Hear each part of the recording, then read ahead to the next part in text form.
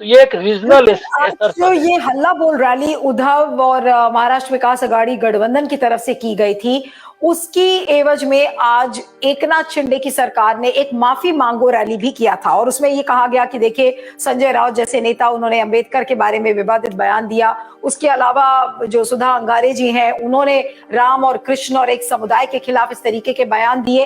तो ये जो माफी मांगो रैली है, इसका क्या औचित्य है? आपको इसका कोई लॉजिक समझ में आता है कि जिस तरीके से एक हल्ला बोल रैली के बनाम एक माफी मांगो रैली बीजेपी निकाल रही है, उसके क्या मायने हैं? उसके जो वो एक काउंटर मतलब काउंटर जो इफर्ट कहते हैं वो है, लेकिन ये काउंटर नहीं रखती में ज्यादा दम नहीं है।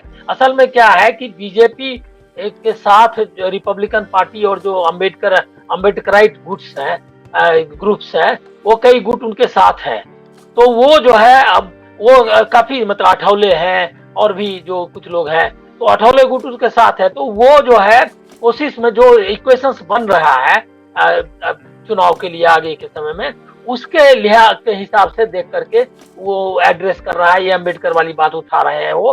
और वो कोशिश कर रहे हैं क्या कि जो सोशल इक्वेशंस बने आगे के चुनाव के समय में, उस इक्वेशन में अम्बेडकर का नाम लेकर, और ये पूरे देश भर में भी ये कोशिश रही है कि जो दलित है उनको जो ब्रॉडर हिंदुत्व का फोल्ड है उसमें कैसे लाया जाए। कई जगह उन्होंने इसमें सक्सेस भी हासिल की है।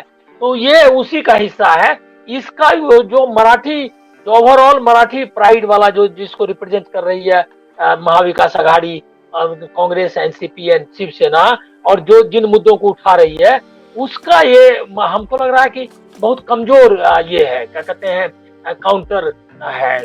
मतलब जो उसका तो जो जो आप विरोध कह रहे है, हैं कि ये बहुत कमजोर काउंटर है, तो क्या हम इसको माने कि जो बीएमसी का चुनाव जनवरी या फरवरी में जब भी होता है, बिल्कुल आसपास ही आ गया है, तो क्या ये बीएमसी के चुनाव के पहले की ये सियासी हलचल है दोनों गुटों की तरफ से, चाहे वो उद्धव ठाकरे हो, जहां पर उनके साथ उन्होंने ये दिखाया कि देखिए हम सारे अपने अलायंस को इंटैक्ट हमने किया हुआ है, और दूसरी तरफ शिंदे अपना शक्ति प्रदर्शन एक तरीके से कर रहे हैं, तो क्या ये बीएमसी चुनाव के पहले की सियासी हलचल इसे समझा जाए?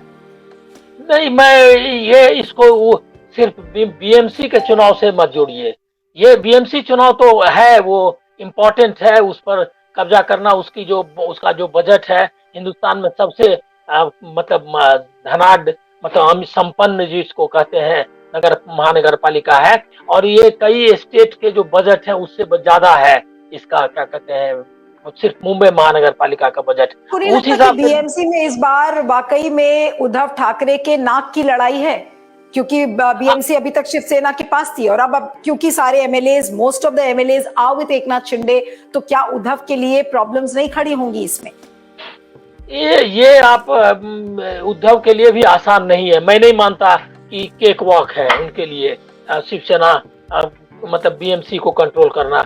इसीलिए नहीं है कि जो इलेक्शन, एक बात आप समझ लीजिए, जो इसकी चर्चा बहुत जरूरी है, अब जब भी चुनाव के बारे में हम बात करते हैं, इसकी चर्चा बहुत जरूरी है कि जो बीएमसी इसका बीजेपी का जो इलेक्शन मशीनरी है वो हिंदुस्तान में सबसे ज्यादा कारगर है, और वो जानते हैं कि किस तरह से चुनाव लड़ना चाहिए। दूसरा है कि उसके साथ इसकी क्या कहते हैं, संघ परिवार की शाखाएं हैं, तो वो जो है ग्राउंड पे जो लड़ने का तरीका है, पैसा, धन बल और मनुष्य बल जिसको बोलते हैं, ह्यूमन रिसोर्सेस, वो उनके पास बहुत ज्यादा है। इसीलिए चुनाव का क्या नतीजा होगा उससे मैं इसको जोड़ के देखना नहीं चाहता हूं, क्योंकि उससे बात बनती नहीं है।